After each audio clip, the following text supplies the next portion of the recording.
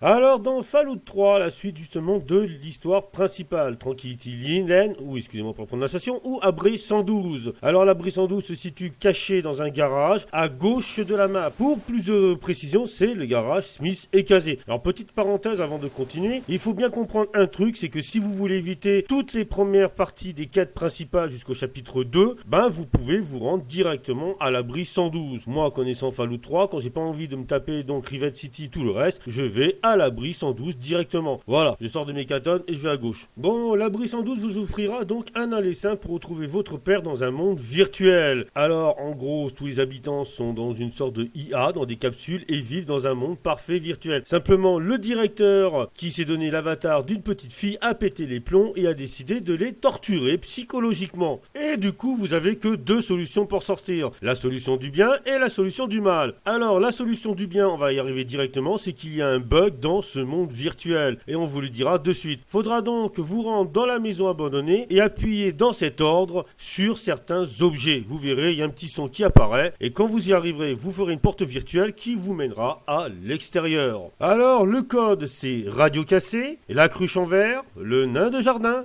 la cruche en verre, le parpaing, le nain de jardin et enfin la bouteille vide. Ouais, même moi ça me fait bizarre. Et après vous avez donc la solution du mal et peut-être la plus intéressante parce que ça dure plus longtemps et forcera votre imagination à agir. Alors il faudra donc torturer en commençant donc par terroriser un enfant, faire séparer donc un couple qui sont fous amoureux, hein, voilà, provoquer un accident mortel chez une vieille dame et pour finir, tuer tous les habitants se faisant passer pour un serial killer. Ah, les psychopathes déguisés en petite fille, qu'est-ce qu'on ferait sans eux? Et une fois ces deux choses faites, vous ressortez donc la capsule virtuelle et vous retrouvez votre petit patounet, qui était en fait dans le monde virtuel le chien. Oui, il posait trop de questions, donc le directeur l'a transformé en chien.